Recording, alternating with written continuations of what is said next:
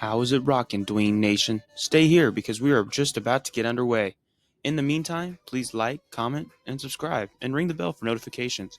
We put out weekly sports content, and we want to continue to build up Dween Nation and the brand that is Dween Sports.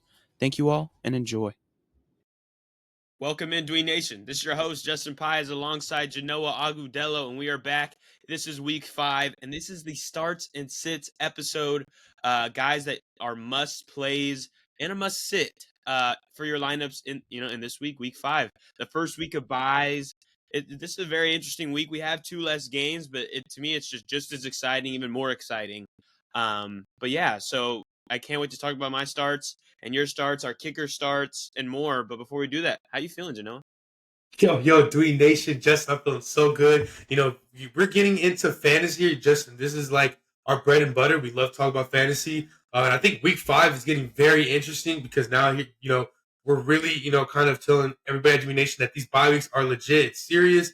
It's going to change fantasy in many different ways. So we got to help you guys out there in Nation to kind of plug and play. And that's going to be our goals here until about week 12, 13, Justin, kind of when bye weeks are all kind of wrapped up and we're kind of gearing for the fantasy playoffs. But definitely, Justin, so excited. I feel like these, kind of groups of starts since we have this week, they kind of stand out from other ones because they're more kind of premier players, not tier 1, but kind of mid to end tier 2, Justin. They have potential, I believe, boom this week. No, yeah, I completely agree. Most of these players, I mean, they're either they're like those streaming candidates where you just gotta, hey, like this might be just the week to throw them in, or maybe they're underperforming, stars that we're just like, hey, this is the week that they're going to bounce back. There's a lot of forms of how our starts are going to show out to you, and I'll start us off at the top with my quarterback start of the week, and that's Trevor Lawrence, Jacksonville quarterback. To me, that's one of the more shocking people. Like, what, Trevor Lawrence? He's awful. Like, he's been really bad, and you know what, he has. Yeah. The thing though is last week kind of it altered my mind on him a little bit. He outperformed in a division matchup against the Texans on the road, which I know he's been known to be pretty good with, but now he gets a matchup against the Colts. They're the 30th ranked pass defense against quarterbacks. We just saw Justin Fields go for the quarterback 2 on the week against the Colts. And so, hey, this is an opportunity where, hey, you got Brian Thomas, you got Christian Kirk, and a possible return of Evan Ingram, maybe not, and then you got the running back. So it's to me, it's a good setup for Lawrence. You mentioned in the rapid fire game picks, like their back is against the wall right now. They're 0-4, only team that doesn't have a victory. They're home. They play a division rival that has a really bad defense. And it's got to be Trevor Lawrence as a start this week. Yeah, Justin, that Colts defense, they're struggling big time this year. One of the surprises of this league on how their defense isn't as solid as I thought it would be. And we're not even sure if Anthony Richardson's going to play. It's very 50-50 at this very moment as we go into Thursday Night Football. But he could play there in Jacksonville this Sunday. However, if not, I feel like Joe Flacco kind of changes the game script and the storyline and kind of makes it a shootout potential. And, Doug Peterson and Trevor Lawrence, I don't think they're, going to be at home 0-4 and not kind of go all out there and kind of put out stats there. So with Trevor Lawrence, I feel like we're going to get some big games there out of maybe Travis Etienne from the receiving, spotlight, as well as, Brian Thomas, who scored last week, and Christian Kirk, who kind of came back. And then maybe if Evan Ingram plays, he can kind of add to what Trevor Lawrence there. That's a good one. I'm going to be starting Trevor Lawrence in one of our leagues as well this week, and Justin kind of in place for Jalen Hurts there. But for my quarterback, I'm going to go with Brock Purdy. In the first couple of weeks, the 49ers, they kind of been on and off there. But, going to, last week, they had such a dominant defensive performance. They're defeating the Patriots. But this week, they're going to need to have a dominant kind of effort from their offense now there, Justin. Now, looking at their injury report, they already have Debo playing. He's good to go. They have Ayuk, who needs to kind of show up and show out. They have Juwan Jennings, who had a great game a few weeks ago in Los Angeles. And Kittle is questionable. He could play. So those are 4 great targets there, as well as they're getting that run game going with Jordan Mason. But, with the Cardinals, Justin, they've struggled. They're going to need to put a ton of points on this week. There's no way they have 3 straight weeks. They had 2 duds, there in Arizona after having an electric week 2 there, Justin. They kind of fell down, and now the Cardinals are going to have to go all out, and that means that San Francisco's going to have to play catch up. It could be the run game could be limited, which means Purdy's going to have to throw. And I do like him kind of going over 300 yards, potentially 2 passing touchdowns, and maybe a little more. They are in San Francisco. The weather's going to be nice. And, you got to believe that the Cardinals and Kyler Murray are going to have another big showing, Justin. You and I are big-time believers. And, another thing I want to add that is Trey McBride is questionable. He could play in the game, which kind of offers this game even more, potentially could even make it more of a shootout. So I like Purdy to kind of, go against that Arizona Cardinals defense that's not quite so impressive that, are kind of, vulnerable to the pass. And, I like Purdy and his targets. No, I think Purdy is a great selection here. And for people probably don't notice this, but I looked at 2 weeks ago, he had 40 yards rushing. So, like, as much as he is viewed as kind of a only pocket passer, he's shown some ability on the ground. I think now another week of Debo being back, IU kind of hopefully finding his footing. Jennings obviously has been very good, and I'm fairly certain George Kittle will play this week. I think Purdy's a great start. I think the very interesting point you make is you think that Arizona is going to be the team kind of in the driver's seat, which probably isn't the assumed way by the public, because how Kyler and them struggled last week. But you're right; it's a division game that they've been down, the last 2 weeks. I think this is a bounce back game for Arizona with the return of Trey McBride, and that only adds to Brock Purdy needing to throw the ball to his pass catcher. So I think it's a really good play there. For my running back start of the week, I have Josh Jacobs.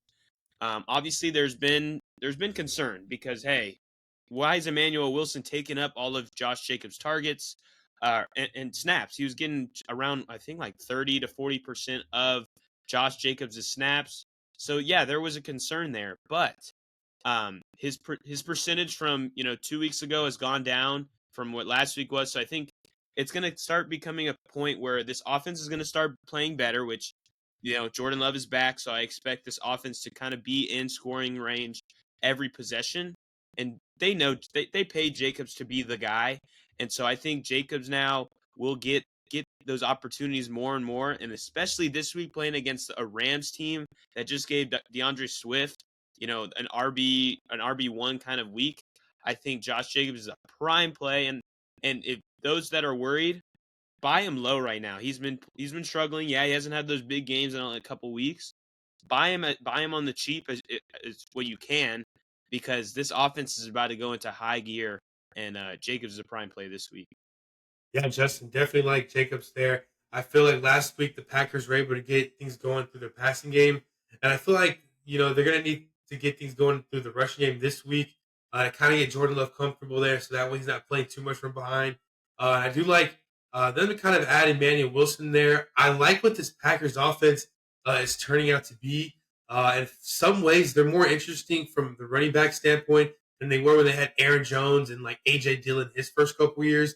I really like, obviously Josh Jacobs was great in Vegas, and I liked him in Alabama. Really, he was a great running back there. And I do like Emmanuel Wilson. I feel like he is an underrated running back in this league, kind of like a draft steal, or I don't know if you want to draft it there, Justin. That the Packers were able to grab, kind of snag him there. And so definitely you kind of intrigued on what Green Bay's doing there offensively. They have a ton of great receivers, even with Watson probably missing these, not only this weekend, but probably the next couple weeks after. So it's very interesting to see, what that Packers offense is turning out to be. For my running back, it's a guy who's been quiet for the last couple weeks, and it's Rhamondre Stevenson there. With the Patriots, they haven't won since week 1, right, Justin? And so, and in that victory, Rhamondre Stevenson was kind of the guy to get them, I believe, their one and only touchdown. And Rhamondre Stevenson, he's been expected to be that workhorse there in New England. We're not really sure what is going to go down with the quarterbacks there. It could be Jacoby Brissett, but maybe by the second half, it could be Drake May. I mean, who knows? Those Patriots fans are going to potentially be, screaming for their backup to be starting, and rightfully so, because last week we seen the Dolphins look terrible at home on Monday Night Football. So Patriots fans and their fan base are going to expect nothing but a W. And why not rely on a guy like Rhamondre Stevenson, who can get you 20 to 25 carries 120 yards, and I'm thinking 2 touchdowns there. Anytime the Patriots are going to be in the red zone, I expect for Rhamondre Stevenson to get 2 rushes out of each drive. You know what I'm saying, in the red zone. Potentially, I like him getting touchdowns, and I think it's very sneaky play that he can get some catches there out of the backfield there, Justin. So I like Rhamondre Stevenson. They're home, and looking at Jared Goff like a quarterback like that, when we say, oh, he's a great player at home, I feel like at the running back spot, it's Rhamondre Stevenson. On the road, he kind of struggles. And this week, even like 2 weeks ago, I think it was on Thursday Night Football, had point 0.3. I mean, that is just unbelievably bad. It's abysmal, Justin. So now at home, I expect Rhamondre Stevenson to get you 20 to 25 fantasy points there. Yeah, no, I think Rhamondre's an interesting player, especially this week. Obviously, the reports come out, hey, if this guy keeps fumbling, they might have to put in Gibson. The thing is, like, Gibson's kind of the guy that's been known for fumbling, and he's been benched before. So it's like I'm not too scared about Gibson's presence. But then looking just at Rhamondre, he has struggled the last 2 weeks. But hey, if you look at it, those were 2 games where the Patriots were down by double digits. They were down by like 20 points, and there wasn't kind of the game script for them to hand the ball off to Rhamondre. And obviously Gibson's kind of becoming more of the pass catcher. But this week's going to look very different. The Dolphins have struggled mightily against teams the last, since Tua got hurt, and even the games with Tua, their offense has struggled and they've had close games. And I expect this game to be very close. And so they're going to need to rely on Rhamondre Stevenson. I know Rhamondre Stevenson himself is hearing this news that, oh, maybe I'm going to get benched if I keep fumbling. I need to step up. And I think this is the game for that. We just saw Tony Pollard have a very good game on Monday night against the Dolphins. And so I think Rhamondre is a great play. The only scare thing is if you're watching Sunday at noon and it's 12:06 or 12:07 and Rhamondre fumbles in the first quarter, that's where concern may lie. But I don't expect that to be the case. I think Rhamondre is going to bounce back this week. Moving to my wide receiver start of the week, I have Khalil Shakir, Buffalo Bills wide receiver. Guy has been balling the last few weeks, kind of, to me, establishing himself as Josh Allen's favorite target in the wide receiver room especially. And he draws the Texans this week, who had, Christian Kirk and Brian Thomas Jr. have very good games against them last week. And so you put that in a matchup where it's Josh Allen versus CJ Stroud, so it's going to be a back and forth affair. CJ to Nico, CJ to Diggs, maybe a Tank Dell return. I think Houston's offense is going to be cooking. Khalil Shakir and the Bills are going to need to also, compete there. And I think Shakir is in a prime spot against a really subpar secondary to take advantage. Yeah, Justin, looking at this Bills, offense looking to rebound there from last week there on Sunday night, losing by 25 in Baltimore. Josh Allen only had 180 yards passing there. I feel like the Texans are a defense that's very, vulnerable to the pass there. And, Sam Darnold was able to carve them up. Even Trevor Lawrence was able to kind of have his way there. And, Josh Allen's not going to be worried about any weather conditions there. Justin, we're from Houston. We know how it is in NRG Stadium. It's a closed stadium. They're probably not going to leave the roof open. So Josh Allen's going to not to be worried about that. One of the best quarterbacks. So, and I feel like Josh Allen is getting this week a guy who's potentially going to win the MVP there, Justin. And with Khalil Shakir there, he led the team last week in targets, led them there in receiving yards as well. So definitely like that there, Khalil Shakir to, definitely is a guy that I'm definitely looking to start in DFS leagues all across the board. Price Picks, FanDuel. I mean, that is a great pick there. But Justin, I'm going to actually counter. I'm not going to give you my starting receiver yet, but I'm going to counter your Buffalo wide receiver with another Bills receiver. And I'm going to go with the rookie, Keon Coleman there, Justin. Now, this past, we just talked about Shakir. He was first in the targets and the yards. But second was Keon Coleman. He had 51 yards for 4 targets. And then I kind of like that for Josh Allen's struggle game, quote unquote. But this week is different. Josh Allen, I believe, is going to go for a total of 4 to 5 touchdowns in Houston. This is potentially going to be a shootout there. And CJ's going to have to play catch up. And Josh Allen, he's one of the best quarterbacks in the league. I don't think he's going to have 2 back-to-back terrible games on the road. I just don't see it happening. And so Keon Coleman is going to have another great game there, Justin. And so I'm curious to see who finishes there the leader of that Bills receiving board. Not only that, because Dalton Kincaid is creeping up there around there as well. So those Bills, fire up all those Bills kind of playmakers. Yeah, no, I think Keon Coleman's a good placement there. You could throw in Kincaid. All Bills are kind of goes for me. So I agree there. What did you have for your start Yeah. of the week? So for my start of the week at wide receiver, I have T. Higgins. So basically, I feel like in this game here in Cincinnati, they're going to be going against the Ravens. And I like Joe Burrow to have a bounce back game. They kind of struggled there. Their last home game, they lost to Washington on Monday night. So I think things kind of fly normally there for the Bengals. They are, I feel like the Ravens are on upset alert.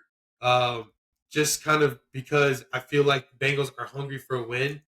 And not only that, I feel like Joe Burrow, he doesn't really sweat the Ravens there, Justin.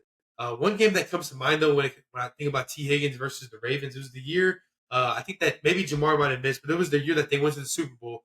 But before that, Joe Burrow and T. Higgins sliced up that Bengals offense. I think this was like a week, I want to say 17 matchup, maybe 16. T. Higgins went for 194 and 2 touchdowns there. This was in kind of Christmas time of 2021. So that year and I feel like T. Higgins potentially can replicate that. He's kind of had some quiet moments there. Last week when they played the Panthers, he had 6 catches for 60 yards. Obviously, Jamar Chase had that big play. So I feel like this week the offense is kind of going to be relying, maybe looking into throwing to T. Higgins. It's going to happen one of these games this year. T. Higgins is going to have one of those boom games where he's getting over 120 yards. He's getting a touchdown or two. He is, when he's healthy, he's one of the better wide receiver twos to pair up with the wide receiver one in like Jamar Chase.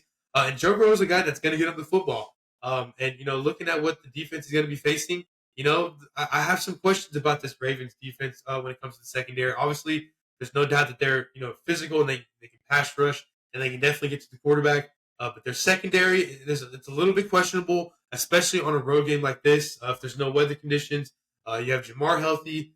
You have a guy like Ishiovas. I'm going to get his name right there. And there's a lot of targets to kind of go around for Joe Burrow. So I definitely like T. Higgins to kind of be one of those Bengals receivers that are leading them at the end of the game. I think T. Higgins is a good play. And looking at him, he's kind of been building up since the injury, coming back off of it at 10 targets last week. But I look at it like this, the last time he played Baltimore, this was his stat line. Eight catches, 12 targets, 89 yards, 2 touchdowns. And this was at home. It was actually during the, part of the year last year where the Bengals were struggling, and then they came into, week 2 and they balled out, and T. Higgins had a great game. And looking at this week, the Bengals actually, they've actually been cooking. So it's like they're kind of a step ahead of where they were when, T. Higgins played Baltimore last. And looking at it, last week, Jamar Chase had that long touchdown, right? We all saw that play. The Panthers could not tackle. If that play didn't happen, Phenomenal because play. it shouldn't have happened. I mean, that should be a tackle, is what I'm getting at. If that play didn't happen or they tackled him right there where they should have, T. Higgins would have been the wide receiver, the number 1 Cincinnati wide receiver on the week. So, like, Yeah. you look at it, T. Higgins is kind of coming back. He's kind of at full reps now. So I think it's a great play. But moving to our sits of the week, our thumbs down players, guys that you should strongly consider sitting if possible. I know bye weeks are making people having to play, whenever you got to play what you have. Mhm. But I have Rachaad White as my sit of the week. He plays Thursday night against the Falcons. The Falcons have been a very solid run defense thus far this year. And just looking at Rachaad White and what he's been able to do this year, it's been very underwhelming. We've seen Bucky Irving kind of continue to eat into Rachaad White's work. And now in a game where they're on the road against a division rival who's been very solid against the run, I expect things to be tough for Rachaad White. I expect Baker Mayfield I expect the Buccaneers and Liam Cohen to be focusing more on the pass, trying to get it to Godwin. I expect Godwin to actually have a good game playing out of the slot. And Evans should have a pretty solid day. Obviously, you got to start those guys. But Rachaad White's a guy that, hey, if I can find someone else, if I could start even, gosh, who do I like? I'd start Jerome Ford this week. I'd even start Javonte Williams this week. over Rachaad White. It's just I'm very worried, and you need him to get at least 4 catches for you to have a happy outing for Rachaad White this week. Yeah, Justin. I don't know if you remember this, but one of our first mock drafts we were able to put on YouTube there, I was with your dad and our uncle David, and I was excited to get Rachaad White there. I think I picked him maybe in the third or fourth round. And I think I scooped up like Cooper Kupp with like Saquon. Wasn't bad of a mock draft, but with Rachaad White, I felt like he was going to be great, especially as a PPR running back. In the back half of last fantasy season, he's been really great. He is a running back that gets catches out of the backfield, kind of more than anybody you'd expect from in the league. He's very kind of target heavy there, coming out of the backfield, getting catches, and that adds up. And so this year, it's not been a thing at all. He has not been getting any catches there. He's only out carried Bucky Irvin just about 6 times. However, Bucky has about 85 more yards rushing. Bucky has a rushing touchdown. And looking at receiving there, Rachaad White only has 14 catches through 4 games. That's really not best there. Last year he was kind of averaging about 20 to 25 around this time of year. So, really he's just going down here there from a fantasy perspective. And only having 133 yards where Justin, we've seen him many games in a row getting 60 and 75 and 80. I mean, he was such a great DFS play, just the way he can get catches there. So kind of hoping Rachaad White can kind of come back to fantasy relevance there. But I would say, Justin, I would buy low on Rachaad White right now. Really? Definitely not starting him, but I would buy low. Just saying. I would like to get him for something cheap though. I'm not giving him like an Xavier Worthy, or I'm not giving up a Drake London or anything like that for him. However, I can buy low, and you can get yourself a bona fide RB2 once week 8 or 9 comes. I do think he does come back to fantasy, miracles and gold there. But for me, my stud of the week is a guy we probably won't be hearing from much longer, just because Nick Chubb is coming back. So I know might be going with this, and that is Jerome Ford. I'm a little concerned there with that Browns offense. In the past couple years, they've been able to, run the football with that, dynamic offensive line. But Justin, their offensive line is the same. I didn't think they believe they lost Wyatt Teller there for the year. Jedrick Willis is questionable. So is Jack Conklin. So we're not sure if they're going to be 100%. And Njoku is coming back, and he's a great blocking tight end. But will he be 100% there? We'll see. Definitely like, though, that, maybe, you mentioned Deontay Foreman a couple weeks ago. Maybe he can get some touches there this weekend in Washington. And maybe it could be a thing where Deshaun is kind of playing from behind. It's just pass. Maybe a guy like Judy or Amari Cooper from the passing game can kind of be a great sneaky play there. But as far as the running game, could be a no factor on the road. I'm kind of worried about Jerome Ford there. And even if it is, I like maybe Deshaun Watson to get some rushing touches, as well as Deontay Foreman. I'm a little skeptical about that Browns backfield, so I think I'm going with Jerome Ford as my sit of the week. Interesting. I'm actually going to play your adversary here. I think Ford has a pretty solid week. Looking at it, even a team like Arizona, who struggled last week, only put up 14. James Conner was able to get 100 yards and a touchdown on the ground. Obviously, Jerome Ford is not that running back, and the Browns, as you mentioned, the Browns' offensive line is going through injuries. But I'm looking at it through Jerome Ford's mindset right now. He sees Nick Chubb is on his way back, right? And when Nick Chubb comes back, he's going to take the seat on the bench, right? But what if Jerome Ford's thinking, hey, I want to still get my snaps that, I think I deserve as a player, or, how good I've been able to play as starting running back for the Browns. And I think he's going to go out there and have a really solid game against a defense that is still not great. I know they had one really good performance last week and they stopped the Cardinals, but I think Ford might be. I'll be on the other side of this debate here, thinking Jerome Ford will have a pretty solid game. Yep. Yeah. All right. Well, so we have some debate there. But moving to our final part of our episode is our streaming kickers of the week. Guys, just throw them in. They're probably cheap pickups, easy to grab. You just pick them up, you play them, and you be happy. I this week I have Chase McLaughlin as my kicker of the week. Obviously, he's the Buccaneers kicker. Um, he's going into a matchup against the Falcons, who have had or who are the worst against kickers this season. Obviously, they had that big first game where Chris Boswell had, I think, 6 field goals and put up like 29 points. It was crazy. But they've been able to give up at least 7 points in every matchup thus far.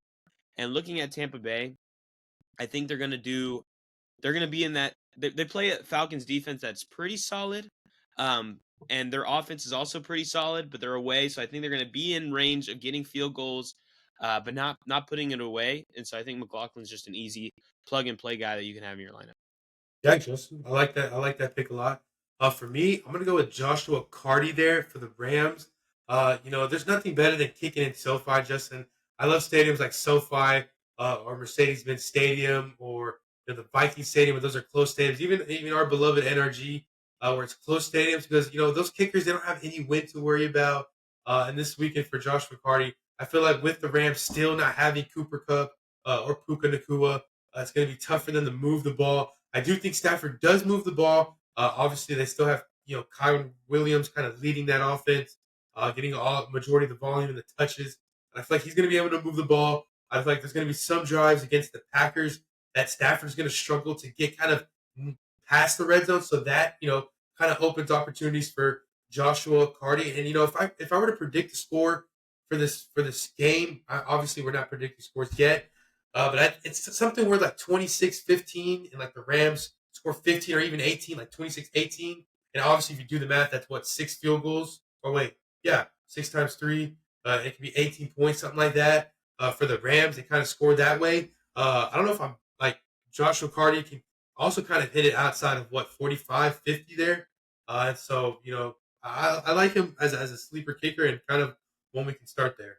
Yeah, I think that's a really easy pick, and I know he's definitely available in a lot of places.